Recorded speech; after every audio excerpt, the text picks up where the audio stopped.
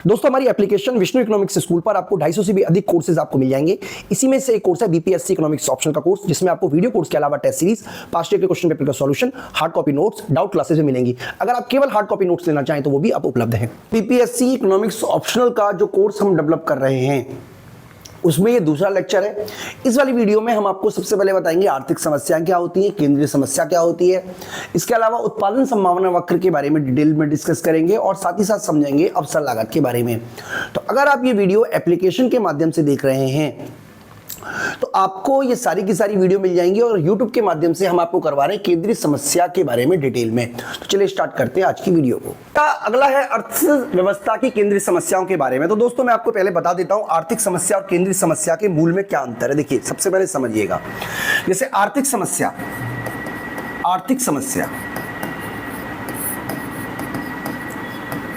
और केंद्रीय समस्या ये दो अलग अलग चीजें हैं और एक जैसी भी चीजें हैं।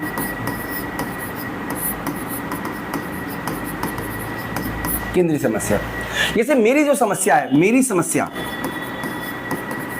ये आर्थिक समस्या है, लेकिन किसी भी देश की आर्थिक समस्या, किसी देश की या किसी अर्थव्यवस्था की लिखते ज्यादा बेटर रहेगा इकोनॉमिक्स में, किसी अर्थव्यवस्था की मूलभूत आर्थिक समस्या, आर्थिक समस्या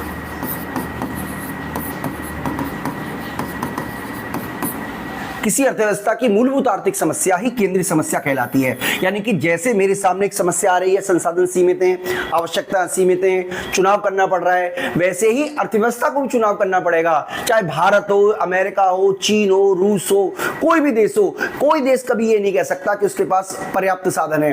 हर देश के पास साधन अपर्याप्त ही हैं और उसकी आवश्यकताएं बहुत असीमित हैं। इसीलिए किसी भी देश की जो आर्थिक समस्या होती है उसी को हम केंद्रीय समस्या कहते हैं। और केंद्रीय समस्या के तीन मूल केंद्रीय समस्या बताई जाती है। सबसे पहला है क्या उत्पादन किया जाए,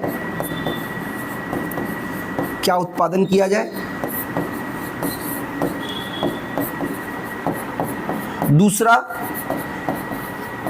कैसे उत्पादन किया जाए, कैसे उत्पादन किया जाए। और तीसरा किसके लिए उत्पादन किया जाए, किसके लिए उत्पादन किया जाए।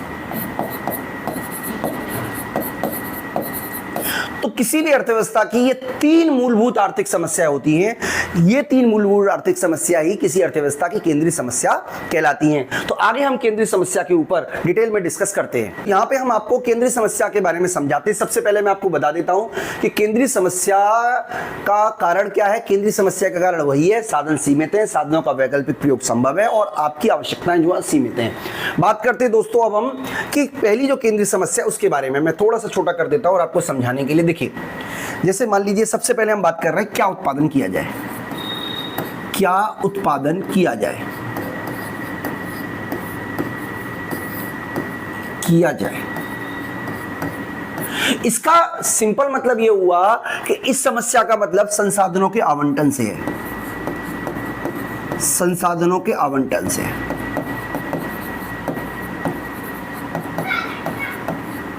अब एक अर्थव्यवस्था को कई सारी वस्तुओं का उत्पादन करना पड़ता है। मान लीजिए उसको शांतिकालीन वस्तु बनानी है,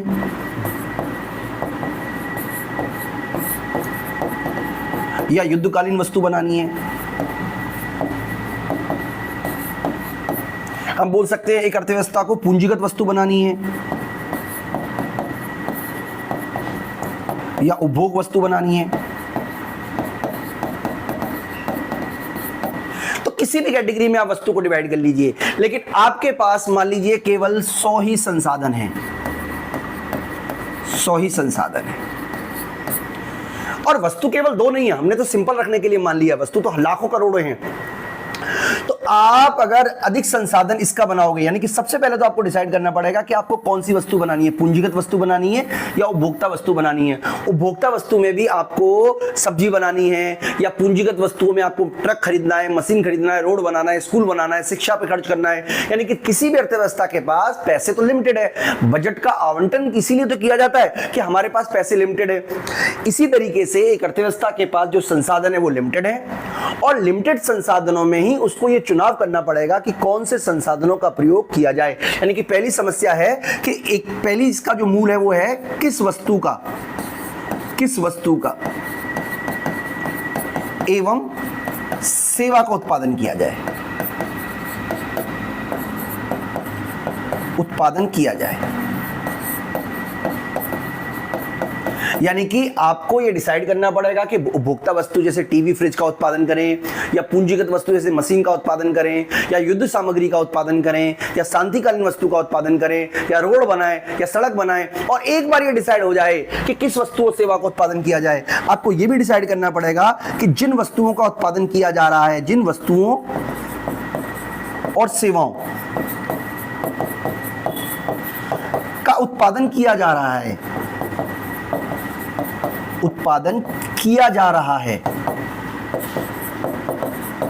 उसकी मात्रा कितनी हो। क्योंकि मेरे प्यारे बच्चों, अगर आपको याद रखना है कि आपके पास जो संसाधन है वो सीमित है, सीमित संसाधनों से आप सभी आवश्यकताओं की पूर्ति कभी नहीं कर सकते। इसीलिए आपको चुनाव करना पड़ेगा। अगर मान लीजिए आप केवल ये डिसाइड कर लो कि आपको छोले और मान लीजिए चावल बनाने हैं, तो ऐसा तो नहीं कर सकते ना कि चावल आपने मान लीजिए 4 पतीले बना लिए और छोले आपने 4 पतीले बना लिए और चावल बनाए आपने कटोरी से भी कम। भाई एक बार आपने पास ये डिसाइड हो गया कि चलो छोले चावल बनेंगे, तो आपको ये भी डिसाइड करना पड़ेगा कि आपके लिए उसका ऑप्टिमम लेवल क्या हो, कितनी मात्रा में आपने छोले और कितनी मात्रा में चावल बनाने हैं। तो बेसिकली बच्चों मेरा मतलब ये है कि एक अर्थव्यवस्था के सामने सबसे पहली समस्या आती है कि क्या उत्पादन किया जाए। इस समस्या के 2 पहलू हैं। सबसे पहले उसको ये डिसाइड करना पड़ता है कि कौन सी वस्तु और सेवा का उत्पादन किया जाए, और एक बार जब ये डिसाइड हो जाता है कौन सी वस्तु और सेवा का उत्पादन किया जाए, अर्थव्यवस्था को फिर ये भी डिसाइड करना पड़ता है कि जिस वस्तु और सेवा का उत्पादन किया जा रहा है उसकी मात्रा कितनी हो। बिना मात्रा डिसाइड किए इस समस्या का समाधान नहीं हो सकता। और यह समस्या क्यों उत्पन्न होती है? क्योंकि हमारे पास साधन सीमित हैं और आवश्यकताएं असीमित हैं। अगर साधन असीमित होते तो हमें यह चुनाव करना ही नहीं पड़ता कि क्या उत्पादन किया जाए, फिर तो हम जो मर्जी उत्पादन कर देते। इसीलिए तो चुनाव करना पड़ रहा है क्योंकि हमारे पास जो संसाधन है वो क्या है, सीमित है। मैं उम्मीद करता हूं दोस्तों आपको समझ में आया होगा। दूसरा है कैसे उत्पादन किया जाए। देखिए ये समस्या जो है वो है तकनीक के चुनाव की, यानी कि इस स्थिति में तकनीक का चुनाव हमें करना पड़ता है। और तकनीक की जो चुनाव की समस्या है, बेसिकली मैं आपको ये भी समझा देता हूं तकनीक क्या होती है, तकनीक का चुनाव हमें क्यों करना पड़ता है। देखिए जैसे ये समस्या जो है, दूसरी समस्या है हमारी कैसे उत्पादन किया जाए, कैसे उत्पादन किया जाए। देखिए हमारे पास जो संसाधन है वो मैंने आपको ऑलरेडी बताया, संसाधन सीमित हैं। हम चलिए मान लेते हैं कि हमारे 2 संसाधन, एक श्रम है और एक पूंजी है। 2 संसाधन है। तो आपने जो डिसाइड किया कि कौन सी वस्तु और सेवा बनाएगी, आपको यह भी डिसाइड करना पड़ेगा कि वो श्रम प्रधान तकनीक से प्रयोग करेंगे या पूंजी प्रधान तकनीक का प्रयोग करेंगे। श्रम प्रधान तकनीक का मतलब ये नहीं है कि पूंजी नहीं आएगी, पूंजी तो आएगी। पूंजी प्रधान तकनीक का मतलब ये नहीं है कि श्रम नहीं आएगा, श्रम तो आएगा। लेकिन श्रम प्रधान का मतलब है कि उसमें श्रम जो होगा वो ज्यादा होगा और पूंजी जो होगी वो कम होगी। ये श्रम प्रधान तकनीक है। और पूंजी प्रधान का क्या मतलब है? पूंजी प्रधान का मतलब है कि पूंजी उसमें ज्यादा होगी और श्रम उसमें कम होगा। बेसिकली श्रम प्रधान और पूंजी प्रधान में यही मूलभूत अंतर है कि पूंजी प्रधान तकनीक में पूंजी ज्यादा होती है, श्रम कम होता है। जैसे आप मान लीजिए ऑटोमेटिक मशीन का यूज कर रहे हो, आप बुलडोजर यूज कर रहे हो। भाई एक मकान को तोड़ने में अगर आपको बुलडोजर यूज करोगे तो एक दिन में, 1 घंटे में टूट जाएगा। वही एक अगर आदमी तोड़ने की बात करें तो उसे कई घंटे लगेंगे या कई दिन लगेंगे। बेसिकली मेरा मतलब ये हुआ कि मैं ये नहीं कह रहा कौन सी तकनीक अच्छी है कौन सी तकनीक बुरी है, वो तो डिसाइड करेगा कि एक अर्थव्यवस्था के पास संसाधन कितने हैं। जैसे भारत है, भारत के पास श्रम ज्यादा है तो भारत के लिए अच्छी तकनीक वही मानी जाएगी जो श्रम ज्यादा यूज करे, क्योंकि श्रम रिलेटिवली सस्ता भी मिलेगा यानी कि ऐसी चीजें जहां पर श्रम का प्रयोग ज्यादा हो रहा है वहां पर भारत सस्ती वस्तु बना पाएगा और भारत ऐसी चीजों का उत्पादन ज्यादा करेगा। वहीं मान लीजिए अमेरिका जैसे देशों में जहां पूंजी सस्ती और श्रम महंगा है, वहां पर आमतौर पर पूंजी प्रधान वस्तुओं का उत्पादन किया जाएगा। यानी कि एक अर्थव्यवस्था में किस प्रकार की वस्तु उत्पादन की जाएंगी वो डिसाइड होता है कि उस देश के पास किस प्रकार के संसाधन मौजूद हैं, श्रम प्रधान संसाधन है या पूंजी प्रधान संसाधन है। और बेसिकली ये तकनीक की समस्या है, यानी कि जैसा अर्थव्यवस्था के पास संसाधन होंगे वैसे ही अर्थव्यवस्था तकनीक का प्रयोग करेगी। और मैं उम्मीद करता हूं कि आपको मेरी बात समझ में आ गई होगी। इसके अलावा किसके लिए उत्पादन किया जाए, देखिए तीसरी सबसे इंपॉर्टेंट समस्या किसके लिए उत्पादन किया जाए, मैं आपको ये भी समझाने का प्रयास करूंगा। देखिए किसके लिए उत्पादन किया जाए, किसके लिए उत्पादन किया जाए।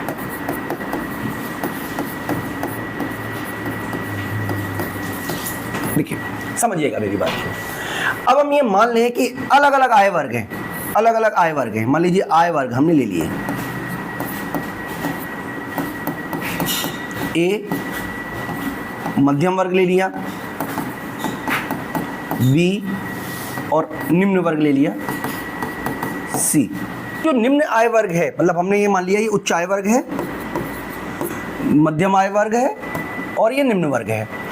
तो एक अर्थव्यवस्था किसके लिए उत्पादन करेगी, ये डिसाइड होगा कि इसके पास आय कितनी है, आय का स्तर। जैसे मान लीजिए एक पूंजीवादी अर्थव्यवस्था है, पूंजीवादी अर्थव्यवस्था है, तो पूंजीवादी अर्थव्यवस्था में अधिकतर उत्पादन उच्च वर्ग के लिए होगा। क्यों उत्पादन उच्च वर्ग के लिए होगा, क्योंकि इनकी पेइंग कैपेसिटी ज्यादा है। भाई यही लोग कार खरीद पाएंगे, यही लोग गेहूं खरीद पाएंगे। हालांकि गेहूं ये भी खरीद पाएगा, गेहूं ये भी खरीद पाएगा, लेकिन ये कार नहीं खरीद सकता। यानी कि कार गेहूं में, कार और गेहूं दोनों की दोनों उच्च वर्ग के लिए उत्पादन हो रही है और ये वाला जो है वो मध्य वर्ग के लिए उत्पादन हो रही है। यानी कि किसके लिए उत्पादन किया जाएगा ये डिपेंड करता है उनकी आय के स्तर पर। और हम ये भी कह सकते हैं कि आय के वितरण पर, आय के वितरण पर, यानी कि ये राष्ट्रीय आय के वितरण की समस्या है। मेरा कहने का मतलब ये है कि आप किसके लिए उत्पादन करोगे ये डिपेंड करता है कि आपकी परचेजिंग पावर क्या है। मान लीजिए सपोज कीजिए कि मैं उत्पादन कर रहा हूं मोबाइल फोन का जिसमें डायमंड लगा हुआ है। अब डायमंड लगे हुए मोबाइल फोन की मान लीजिए कीमत ही 40 लाख रुपए है, तो ऐसे कितने लोग हैं जो 40 लाख रुपए का मोबाइल फोन खरीदेंगे। यानी कि मेरा सेगमेंट क्या है, मैं किस सेगमेंट के लिए वस्तु बना रहा हूं, ये डिसाइड करना भी काम है अर्थव्यवस्था का। तो अर्थव्यवस्था में ये समस्या है आय के वितरण की। आय के वितरण के दो हिस्से में लिया जा सकता है, एक तो है आय का क्रियाशील, एक तो है कार्यात्मक वितरण, कार्यात्मक वितरण, एक मिनट, हाँ कार्यशील वितरण बोला हुआ यहाँ पे, कार्यशील वितरण, कार्यशील वितरण होता है। और दूसरा होता है हमारा, आप कह सकते हो एक तरीके से साधनों का वितरण, साधनों में वितरण।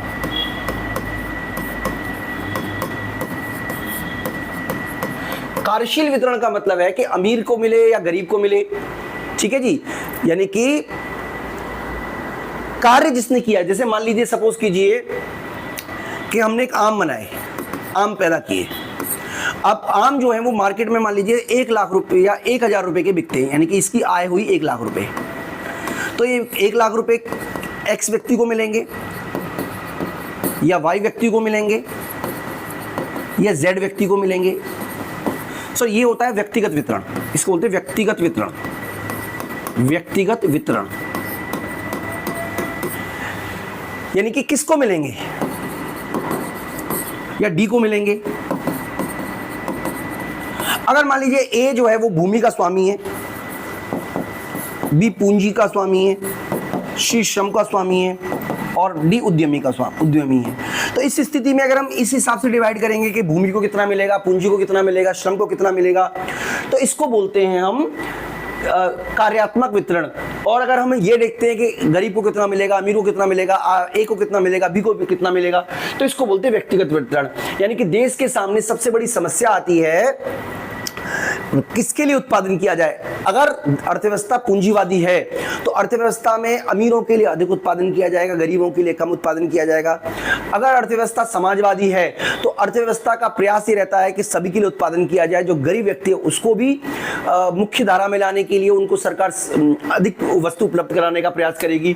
तो अर्थव्यवस्था में आपका मूल उद्देश्य क्या है, किसके लिए उत्पादन किया जाए, ये इस पे डिसाइड होता है। इसके अलावा दोस्तों एक और समस्या है, वो है आर्थिक विकास की समस्या। यानी कि किसी भी देश को अपनी उत्पादन क्षमता में वृद्धि करनी होती है।